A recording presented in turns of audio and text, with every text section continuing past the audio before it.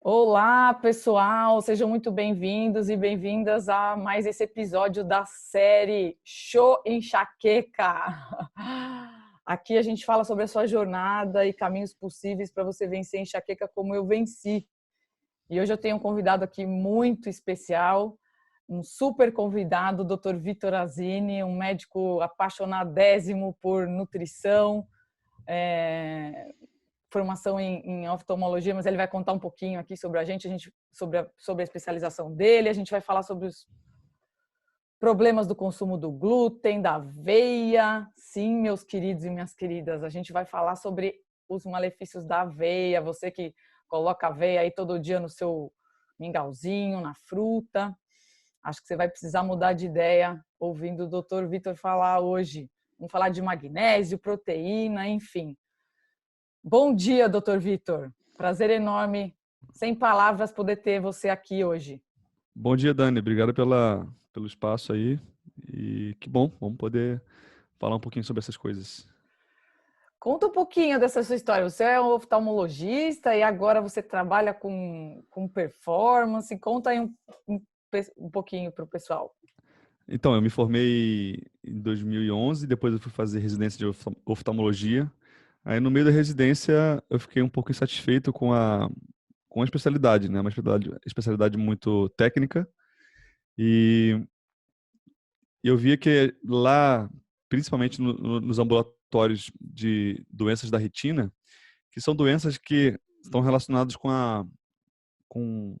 a bioquímica da pessoa, com o quadro clínico da pessoa.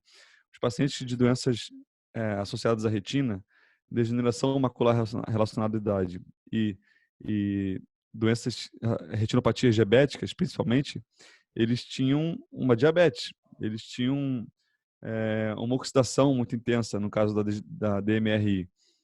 E a gente não conseguia ajudar de forma completa esses pacientes. Pouco se sabia sobre orientações específicas.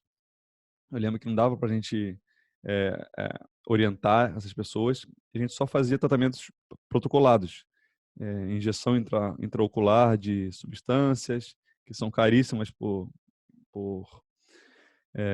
para o governo pagar. Era uma residência pública. E lá na residência eu vi que realmente não, dentro da oftalmologia existia um limite de melhora dos pacientes com degeneração relacionada à idade, degeneração macular relacionada à idade, retinopatia diabética. Então, eu decidi estudar a parte de alimentação. E aí, na alimentação, eu comecei a descobrir muitas coisas que me chocaram. É, Muitas crenças que eu tinha em relação à alimentação, comer de 3 horas, jejum faz mal, comer gordura saturada, comer carne, muitas coisas que eu tinha crenças. Eu comecei quando eu fui estudar a fundo, eu vi que na verdade era muito do contrário, e talvez o motivo pelos quais as pessoas estavam com esses problemas de saúde na retina eram por essa falta de informação, principalmente por causa da mídia. Pouco se divulgava na mídia sobre isso, e até hoje, né? E aí eu decidi fiz pós de odontologia, fiz outras pós e tirei título de medicina do esporte. E o fato é que hoje eu não trabalho mais na oftalmologia, já um pouco mais de um ano, alguns anos.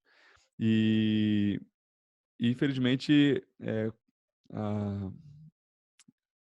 a especialidade se tornou muito setorizada. Então, você trata do olho, só que você esquece. A medicina hoje esqueceu que o olho faz parte do corpo. E se você não tratar do corpo, da alimentação, dos hábitos, você não consegue resolver completamente aquele problema dos olhos.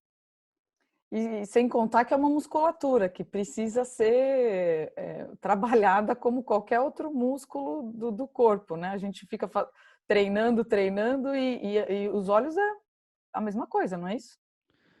Exatamente. A gente tem 7 músculos extraoculares nos olhos, os oblíquos inferior, oblíquo superior, reto medial, reto... E a gente tem que eh, movimentar esses músculos. E muitas vezes o músculo está tensionado, está encurtado, você olha só para baixo, para frente. Você não olha para a periferia. Então, você tem que alongar essa musculatura, você tem que olhar para longe. O músculo ciliar, que é o músculo que faz a contração lá dentro do olho, que faz o nosso cristalino, que é uma lente que está dentro do olho, engordar. Quando esse músculo ciliar, que é o músculo redondo, contrai, esse cristalino, que é a lente que está dentro do olho, ela fica mais redonda. E com isso ela aumenta o poder de refração dela. E com isso a gente consegue ver objetos que estão próximos do nosso nariz. Só que o problema é que as pessoas hoje vivem num mundo em que tudo está próximo, né? O celular, a vida delas está próxima. E aí esse músculo ciliar começa a entrar em espasmo.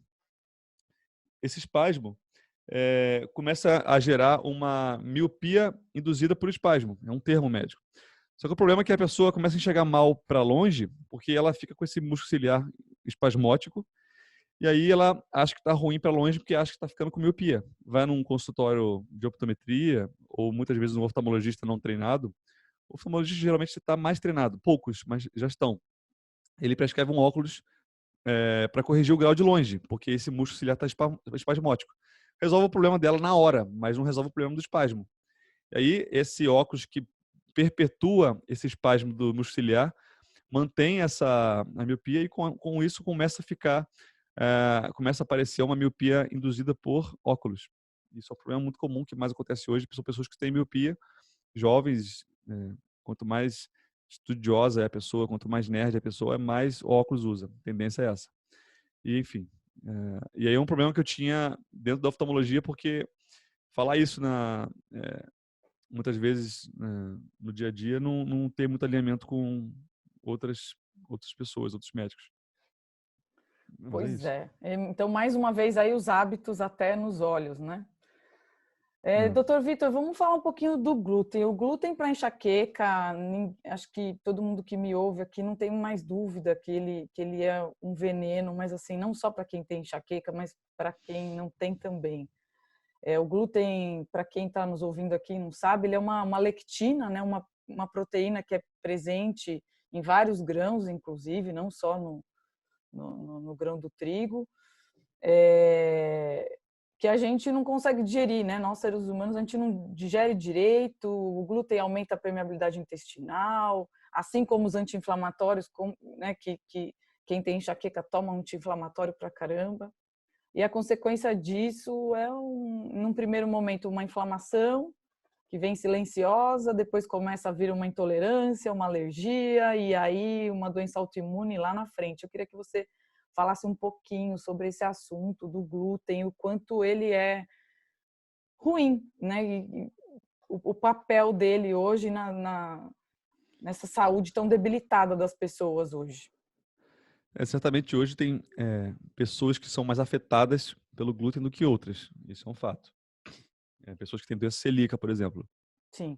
Mas o fato é que o glúten como o próprio nome diz, né? Glue vem de uma cola. Ele forma uma cola na parede interna do nosso intestino, que é a parede mais importante de comunicação entre o que a gente come e o nosso corpo. E essa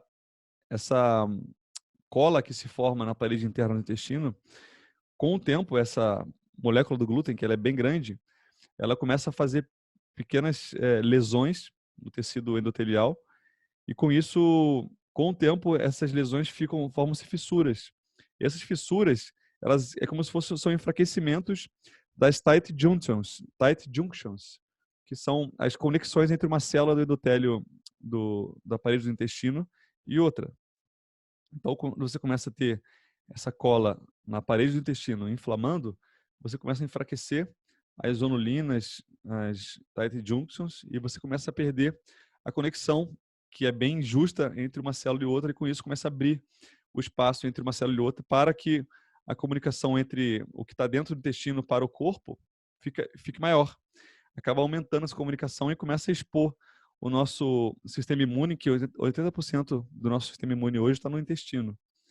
Então, quando a gente abre essa comunicação, perde essa conexão das células e começa a expor células como a do glúten, né, a da gliadina, por exemplo, você começa a sobrecarregar o sistema imune. O nosso sistema imune que estão no intestino, e o nosso sistema imune começa a criar mecanismos para se defender desses aminoácidos, dessas proteínas presentes nos grãos, no trigo. Mas o glúten é um deles, né? Tem diversas lectinas, como você vai falar daqui a pouco. E aí, por muitas vezes homologia estrutural, a nossa célula da tireoide, por exemplo, ou dos rins, ou da musculatura, ou da nossa cartilagem, da articulação, é muito parecida, muitas vezes, principalmente a tireoide, com a estrutura do glúten, ou a estrutura da caseína, do leite. E aí, o nosso corpo que está atacando, que está se defendendo daquela estrutura grande que entrou inteira, aí ficou exposta no intestino, começa a atacar também, porque está muito parecido com outras regiões do nosso corpo, nosso próprio corpo, nosso tecido da tireoide, tecido do músculo. E aí começa a aparecer diversos problemas autoimunes, problemas de enxaqueca, problemas de tireoide, hipotireoidismo de Hashimoto, problemas de artrite reumatoide. E aí muitas vezes o glúten ele funciona como se fosse o gatilho. E uma vez ele inflamando o intestino, ele pode dar predisposição a desenvolver outros problemas de autoimunidade por causa de outras moléculas que começam a aparecer, atravessar essa barreira intestinal. E aí você começa a ter problema com amendoim, castanha, alimentos que você não tinha problema começam a aparecer por conta desse gatilho causado pelo glúten. O intestino ele vai perdendo a capacidade de seletividade que ele tem, né? Ele é uma peneira bem fininha, vai abrindo, começa a entrar na corrente sanguínea uma coisa mal digerida, uma comida mal digerida. E aí aí você come o amendoim, é isso? Você come o amendoim, você começa a ter alergia ao amendoim. Você come uma castanha, vem a alergia da castanha. Exato. É isso aí. E aí você não tinha problemas com o ovo e começa a ter problemas com a clara do ovo. Por causa dessa inflamação. Aí você começa a ter, muitas vezes, uma desbiose intestinal também em consequência disso. Você começa as bactérias que deveriam estar vivendo no cólon, que é a parte final do nosso intestino, começam a subir o intestino, vão para o jejum, vão para o íleo, e aí começam a fermentar os alimentos já no intestino delgado, e você fica com a barriga estufada, empanzinado, ou com flatulência, com gases, ou arrotando pra caramba. É bem comum. E aí, quando a pessoa tira o glúten, ela sente, né, esse alívio, né, até desincha, né, a parte abdominal. Eu, quando parei de comer glúten, foi nítido, assim, acho que eu perdi uns 2 quilos, assim, rapidamente, e a barriga abaixa, né, ela desincha mesmo. E você não percebe que está inchado enquanto você come, você só percebe, é engraçado. Quando você tira. Quando tira, né, exatamente. E as pessoas, é o famoso estômago alto, né? As pessoas falam que eu tô com o estômago alto. Na verdade, é o estômago alto porque seu intestino que fica abaixo do estômago está todo estufado. Aí levanta o estômago e a pessoa fica com a barriga protusa, né? Muito comum hoje em dia, crianças e tal. Agora, o glúten já é um assunto mais conhecido, né, das pessoas, os malefícios. Mas e a aveia, a queridinha de todo mundo? Eu usei tanto aveia na minha vida, porque eu tinha E gosto de nada, muita... né? Não tem gosto de nada, isopor. E assim, é engraçado como a medicina, né, é uma coisa cíclica e interessante, é uma ciência, não é uma ciência exata. Até, acho que eu fiz um vídeo ensinando as pessoas a tomar uma vitamina de aveia, acho que 4 anos atrás, foi um dos primeiros vídeos que eu coloquei no YouTube. E quando eu começo a falar da aveia hoje, as pessoas, não, mas você comia. Não, mas você ensinou, né? E eu falo, não, então, isso é uma coisa do passado, eu já tirei esse vídeo do ar, porque não... tirei, porque, né, não tem muito sentido deixar isso no ar. Eu ensinava a fazer uma vitamina matinal para ir no banheiro, porque foi uma coisa que eu aprendi, né? Que eu era muito constipada e eu usava a aveia diariamente. E então eu queria que você falasse um pouquinho por que a aveia virou aí um vilão da nossa alimentação, né? Então, assim, falar, né, do glúten é uma coisa até um pouco mais comum para as pessoas, mas a aveia é um assunto que está reverberando hoje, né? Eu usei bastante aveia, eu fiz muita vitamina matinal de aveia, porque eu sempre tive o intestino bem preso, bem constipado, e usava, tem até vídeos meus ensinando a fazer essa vitamina, eu acho que há uns 3, 4 anos atrás. E hoje eu já tirei esse vídeo do ar, porque estudando o assunto, vendo quanto a aveia acaba irritando também o intestino, queria que você falasse um pouquinho a respeito disso, mas também dessa questão, né, do quanto a medicina é uma coisa cíclica, vai evoluindo, né? Eu me lembro há 20 anos atrás, por exemplo, até o próprio doutor Alexandre Feldman deixava a gente consumir soja, né? E depois ele tirou a soja.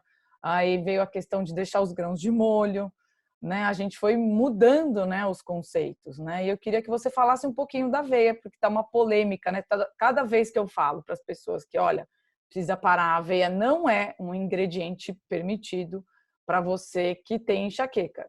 Junto com o glúten e com o milho, né, são 3 grãos aí que inflamam bastante. Então eu queria que você falasse um pouquinho da aveia. Sabia, Dani, que 2/3 da população mundial comem basicamente 4 alimentos. Se você não comer esses 4 alimentos, você já se diferenciou de 66% das pessoas no mundo, que é arroz, que tem Você mesmo falou, né? Eu não sei se foi você ou foi a Valéria. Esqueci o nome. Esqueci o nome da lectina do arroz branco. Tem o trigo, o milho e a soja. Em relação à aveia, muitas aveias hoje, a gente vai... tem um primo do glúten, que é a avenina, que está presente na aveia. Que os estudos mais recentes têm mostrado que não é tão saudável assim você comer aveia, até porque não tem gosto de nada. Eu acho que não faz sentido nenhum. Se não for para saúde, por que você vai comer aveia? Você não tem gosto de nada, sabor de isopor. E aí, revisando os artigos, por exemplo, uma dieta rica em fibras vai te proteger contra a diverticulose? Os estudos mostram que não. Na verdade, a correlação de uma dieta rica em fibras e diverticulose aumenta a probabilidade. Então, os estudos mais recentes mostram que fibras, principalmente a aveia, que é uma fibra insolúvel, não vejo nenhum problema, nenhum benefício em relação à diverticulose. Mas e câncer coloretal ou lesões predisponentes de câncer coloretal? Também fibras não protegeram. Os estudos mostraram que não houve proteção com o consumo de fibras. Em relação ao colesterol, a aveia baixa colesterol? Baixa. Baixa numa média de 3 a 5 miligramas. Isso é muito pouco. Se você pensar em um colesterol de 240, passar para 237, isso não é nada. Então, se você pegar esse benefício pequenininho e colocar todos os problemas, a aveia incha, deixa você estufado. Igual o que a gente falou com glúten, aparece com a aveia também. Então, não vejo motivo você consumir aveia. A avenina é um primo da glutamina, da gliadina, do glúten. Faz mesmo mal, na minha opinião. E eu percebo muitos clientes que quando param de comer aveia, principalmente aqueles que estão com a barriga estufada, inchada, muitos gases, melhora esse quadro. E muitas vezes eu não sei qual é o médico que falou isso, foi um médico australiano, alguma coisa Mason. Ele falou que o consumo de fibras, imagina você tem uma estrada com fluxo intenso de carros, muito carro, e aí está meio trânsito, meio parado. Você colocar mais carro ali, você não vai melhorar o trânsito, você vai só atrapalhar o trânsito, vai prejudicar o trânsito. Então, uma pessoa que já está constipada, você colocar mais fibra, você vai botar mais carro naquela via Naquela estrada congestionada. Então, não vejo sentido nenhum. Tem a avenina, ela também pode inflamar do mesmo jeito a parede do seu intestino. Não acho que faça sentido consumir aveia. Eu tive um problema, assim, meu intestino sempre foi ruim, mas lógico que quando eu comecei a mudança de hábitos lá em 2001, ele melhorou. Mas é engraçado, ele tinha fases, assim, tinha alguns períodos que aparecia uma constipação, isso ao longo de todos os anos, e dá-lhe verdura, né? Dá 70% do prato. era folha verde. E sempre eu tinha essas fases, assim, meu intestino ficava bom, um período, de repente, uma constipação. E aí, faz uns 2 anos, 2 anos e meio, quando eu comecei a fazer a cetogênica, meu intestino travou mesmo. Travou? Travou e assim, foram uns 4, 5 meses de desespero. Tive crises de hemorroida bem fortes, e aí eu tava assim, tomando suco verde todos os dias de manhã. Eu lembro disso, eu dou risada hoje, mas eu tava em desespero há 3 anos atrás. Desespero. Tomava um monte de suco verde, não, meu intestino precisa funcionar. Passava super mal, e aí, não, gente, preciso dar um jeito. E aí, conversando com a Valéria falou: Dani, para com as fibras. Aí eu, Como assim, né? oi? Como assim?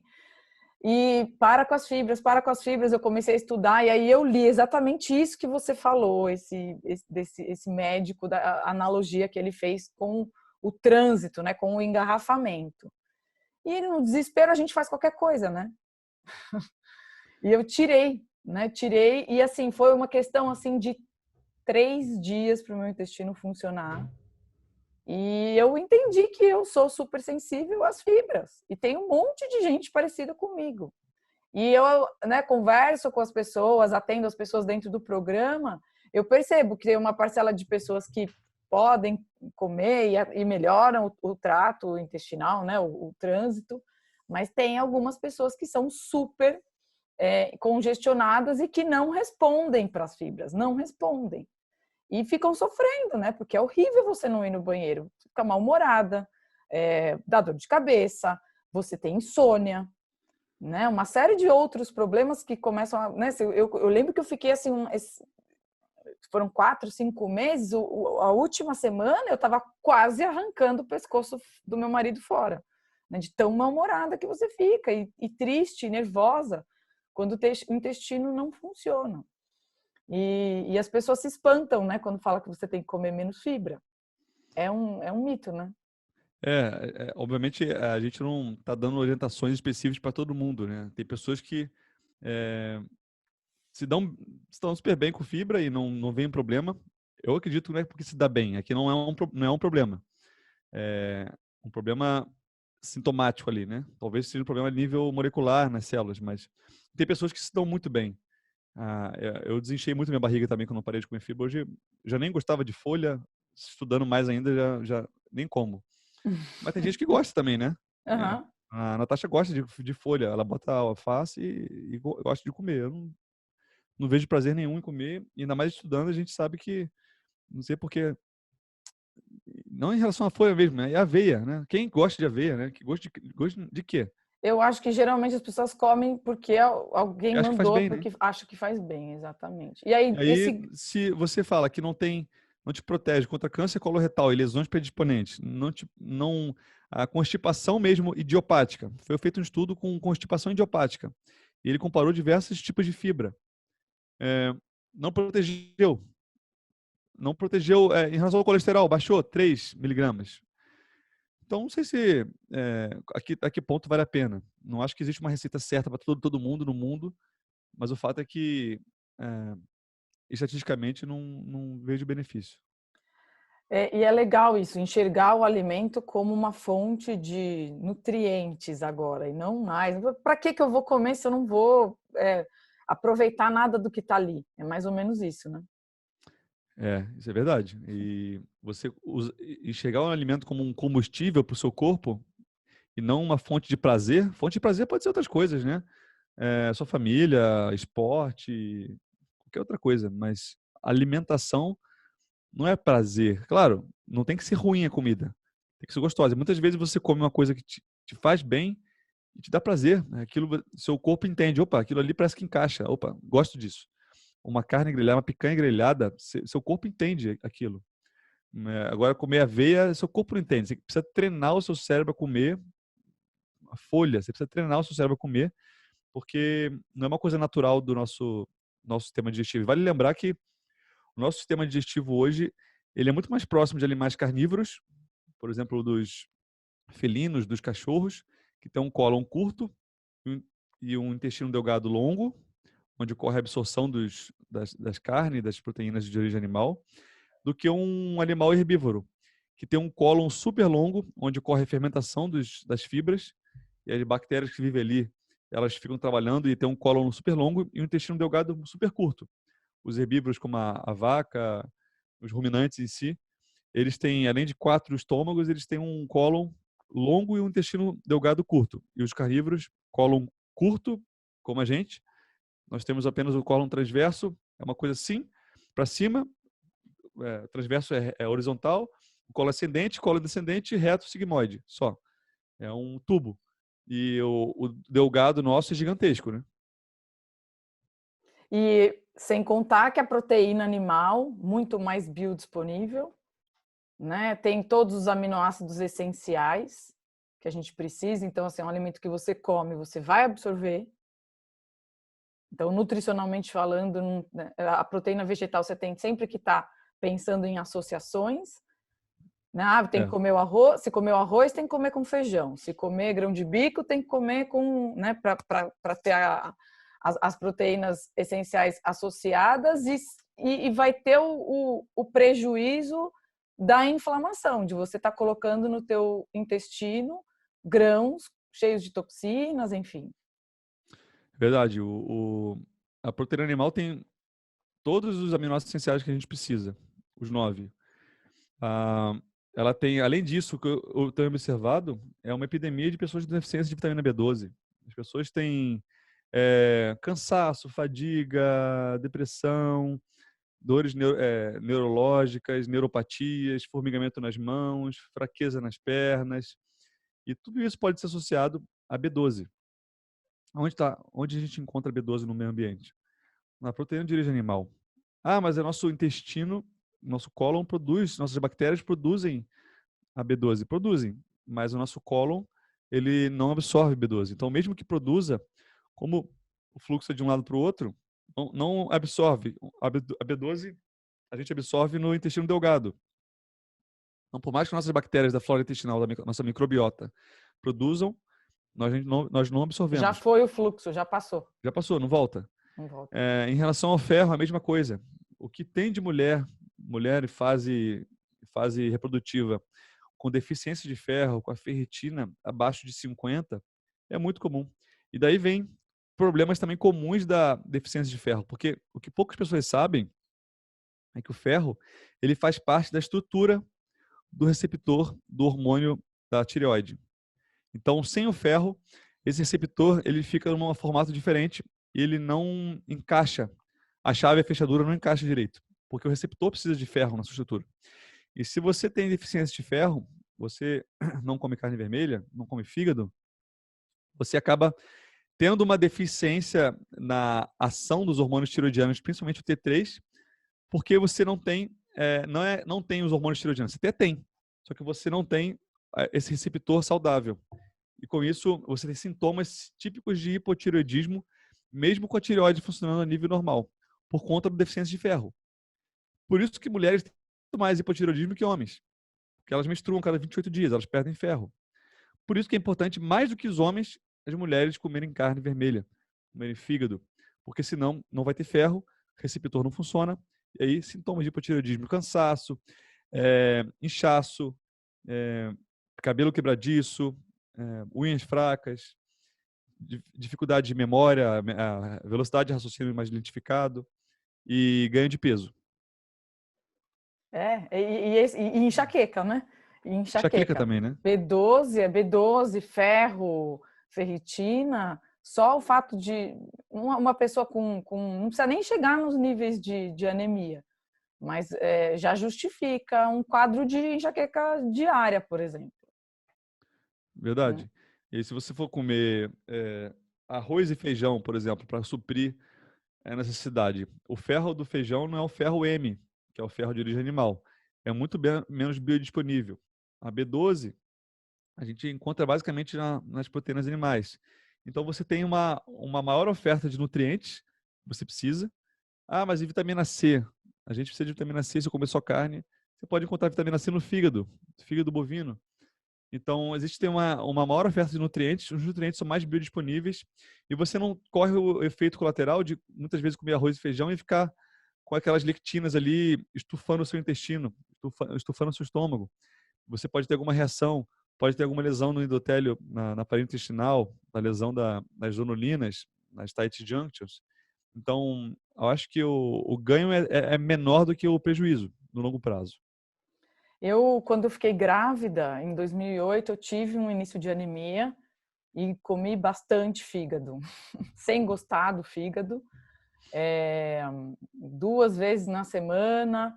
Às vezes eu comia forçado, mas tinha que comer, porque eu falava pro médico, né? Mas olha, e se eu comer músculo? Ele falava fígado. E se eu pegar couve? Fígado. E se eu queria tentar arrumar um outro alimento, né, para ele me liberar? E ele falava assim, do jeito que você tá, você precisa de fígado. E ele me ensinou a fazer cápsulas de fígado congelado, porque eu não conseguia comer, né? Então eu cortava o fígado bem pequenininho, congelava e diariamente tomava cápsulas de fígado. Realmente o fígado é um cru. Cru. Eu ensino as pessoas a fazerem isso. Quem não consegue comer o fígado, eu acho que é um pouco mais fácil, mas enfim. Hoje eu já como, né? Eu já como. Às vezes eu bato o fígado no processador com manteiga, um pouquinho de cebolinha, faço meio que uma papinha de fígado. Mas tem que comer, o importante é comer. Com cebola, com manteiga, mais rosado, mais duro, não importa, né? Tem que comer. É encarar mesmo o alimento como, não, isso aqui está me nutrindo ou está me inflamando. Né? A gente precisa começar a olhar. E aí me conta um pouquinho, você teve uma experiência aí de uma dieta carnívora, ficou em jejum de 3 dias.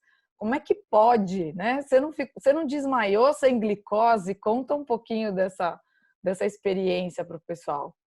Eu fiquei... A carnívora foi um outro momento, né? Nesse período mais recente, eu fiz o jejum, acho que eu vou fazer semana que vem também um outro de 3 dias. Deixa eu só explicar para o pessoal que a carnívora é uma dieta zero carboidrato, né? A carne, tudo que vem, carne, ovos e queijo, você não comeu queijo, né? Você ficou só na carne, né? Não, comi queijo. Comeu queijo? Comi. Carne, ovos e queijo é uma dieta zero carboidrato. Isso sim é uma dieta zero carboidrato, né? Tem gente porque o alface tem carboidrato, tomate tem carboidrato, mesmo os vegetais de baixo carboidrato tem carboidrato, mas a dieta carnívora é zero carboidrato. E aí, como é que você ficou com disposição? Da onde veio a sua glicose? Conta um pouquinho. Então, na carnívora ou no jejum você está falando? Pode falar o que você quiser. Vou falar do jejum, que foi um episódio interessante, recente. Eu gosto de fazer todo mês 3 dias de jejum, aí pelo menos umas 72 horas, para poder tentar entender o nosso corpo, como é que funciona, e cada jejum é diferente. Uhum. Nessa última vez agora, a gente fica só tomando água com sal, e fica um tempo maior de jejum, né? 2 dias, 3 dias. E no terceiro dia, eu errei algumas coisas. A gente começa a tomar consciência disso. Eu comi muito carboidrato no dia anterior, fui num rodízio japonês, comi muito arroz. E aí, provavelmente eu saí da cetose. E aí, no primeiro, segundo dia, a minha energia, eu percebi que foi caindo. Água com sal pra caramba. Até que chegou no segundo dia, a minha glicemia, eu estava usando um dispositivo no braço de medir a glicose continuamente. Minha glicemia caiu para 46, mas foi como se fosse contínuo, não foi uma coisa brusca. Uhum. Então, nesse momento, eu percebi que, 46, se eu tivesse dependendo de glicose, eu estava em hipoglicemia aqui. Uhum. Tinha que me hospitalizar. E risco de morte, né? Agora, quando você está num jejum mais longo e você tem insulina suficiente para não entrar em cetoacidose diabética, você começa a produzir corpos cetônicos. Meu corpo estava sensível, eu não sou um diabético, eu não sou diabético tipo 2. Então, por mais que eu tenha insulina, é bom frisar isso. Se você é diabético, não faça jejum.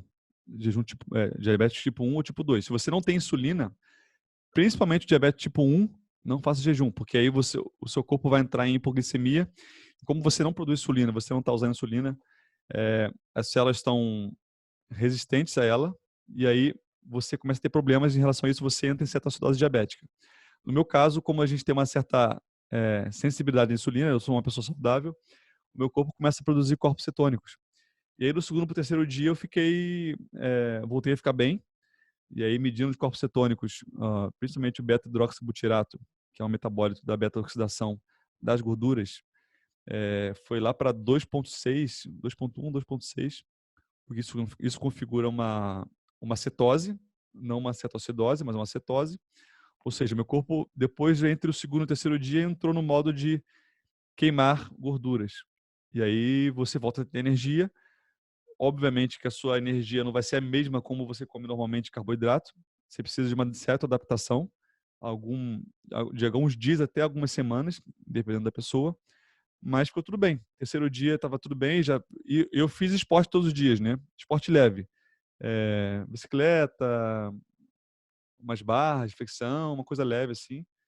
Mas é isso, tudo bem. A glicemia continuou baixa no último dia e eu sobrevivi. Tudo certo. Hoje, assim, quando você faz jejum, você fazendo a cetogênica, o que você percebe no teu corpo de benefício? Você manda seus pacientes fazer cetogênica? O que eles relatam?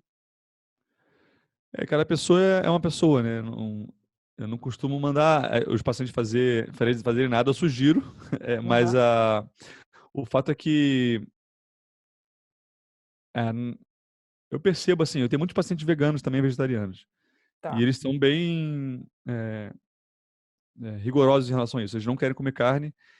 E assim, depende do objetivo da pessoa. Se a pessoa quer emagrecer e ela é vegetariana, vegana, é difícil você fazer uma cetose, porque ela precisa comer carboidratos. Ela come muitas frutas e aí eu recomendo tirar as gorduras. Ela está bem com isso. Mas, obviamente, no longo prazo, talvez ela tenha problemas, por causa dessa questão que a gente falou, dos oxalatos, das lecitinas, lectinas. E em relação a pessoas que comem carne, muitas vezes a gente recomenda uma dieta um pouco mais agressiva, no sentido de comer mais proteínas e gorduras, e eles se sentem bem, porque eles não estão comendo carboidrato e eles entram em cetose.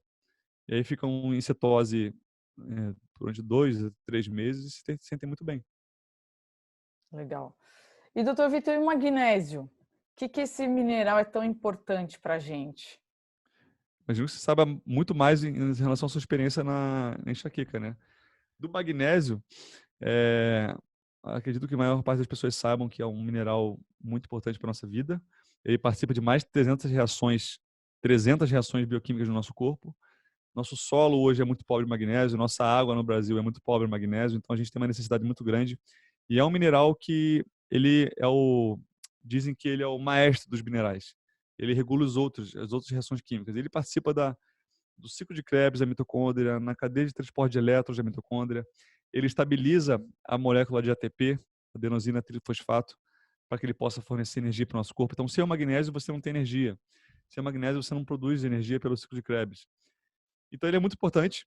E aí, o fato é que as pessoas hoje no mundo, têm diversos sintomas de deficiência de magnésio. E eles variam desde insônia, depressão, dores musculares, torcicolo, ansiedade, até constipação. O magnésio em si, ele relaxa. Se você pensar numa substância que relaxa nosso corpo, relaxa a musculatura, relaxa o nosso sistema digestivo, então você solta o intestino, você fica menos ansioso, você dorme melhor. E o cálcio como se fosse o oposto dele, ele contrai. A contração muscular ocorre com cálcio. O magnésio é fundamental. E hoje no mundo, estima-se que cerca de 80% das pessoas no mundo são deficientes de magnésio. Isso, tudo que você falou tem a ver com a enxaqueca, né? Então, existem estudos que falam, né, dos benefícios da reposição de magnésio que ajudam na enxaqueca. Tem pessoas até que tomam magnésio e param de ter dor, sem às vezes fazer nada, né? Mais nada além disso. É claro que não é com todo mundo que acontece, mas tem alguns grupos aí em Facebook que você vê, eu comecei a tomar o cloreto de magnésio, melhorei da dor. Então, o magnésio é bem importante. Eu gosto de tomar o de malato, que acho que ele tem mais a ver com as dores musculares, é isso mesmo? Porque cada magnésio tem Tem vários tipos de magnésio e eles têm essa diferença de absorção, não é isso? Tem os derivados de rocha, né, que é o óxido de magnésio, que, na minha opinião, é o pior de todos, que ele é muito pobremente absorvido. Que geralmente os polivitamínicos têm esse tipo de magnésio, que é o óxido. Tem os magnésios derivados de sal, que é o cloreto de magnésio, que é um bom e barato, mas ele tem uma absorção baixa ainda e tem um efeito intestinal muito forte.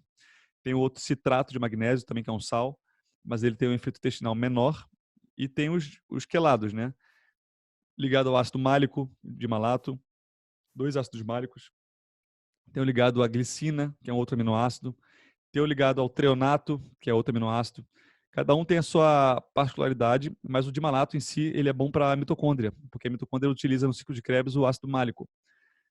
O glicina é muito bom para a musculatura também, para o intestino, mas é principalmente para tecidos moles, músculos e vasos.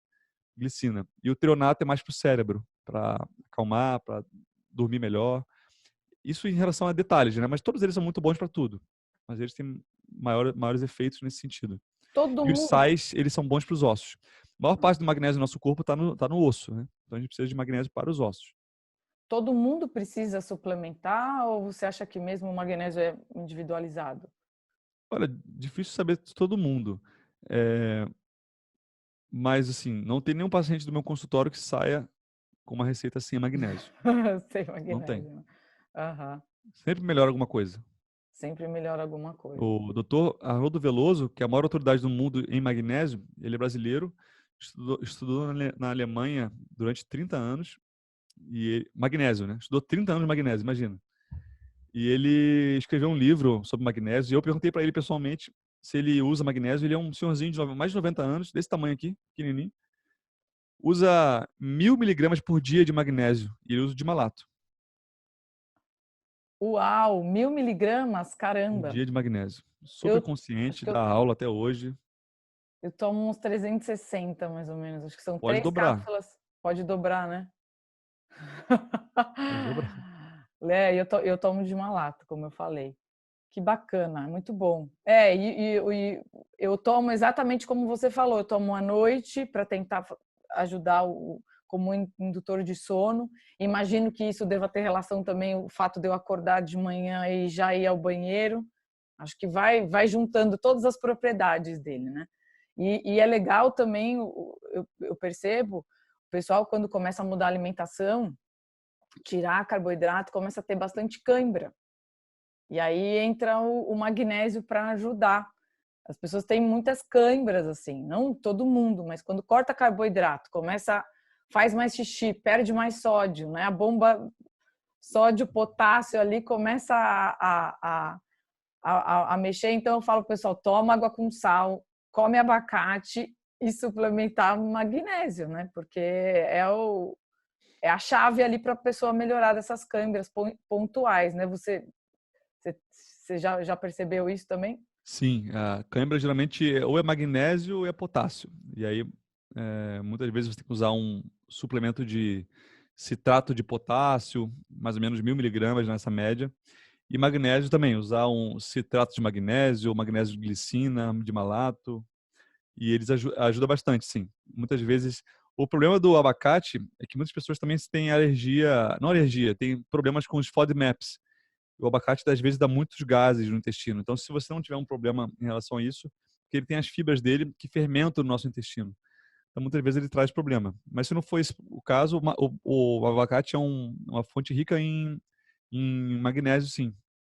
O magnésio também está presente em frutos do mar, está presente nos ovos e castanhas e principalmente abacate mesmo.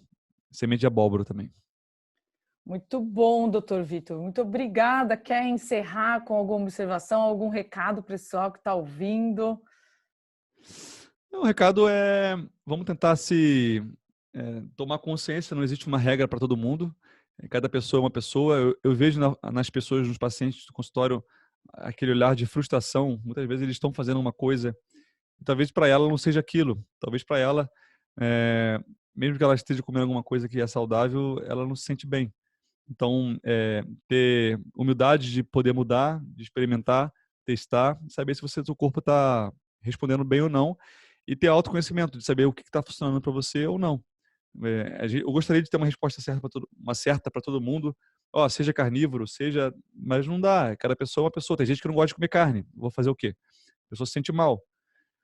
Então, autoconhecimento. Acho que a saída é essa. Legal, muito obrigada mesmo. Foi muito bacana o papo. E o pessoal que está ouvindo aqui, não esqueça de entrar no canal Vencendo a Enxaqueca lá no Telegram. Deixem aqui nos comentários o que você achou desse podcast, manda umas perguntas aí para o Dr. Vitor responder. Então é isso aí, pessoal. Um abraço, Dr. Vitor. Até o próximo episódio aqui da série Show Enxaqueca. Um grande beijo. Beijo, Dani. Tchau. Boa semana para você. Bom carnaval. Para você também.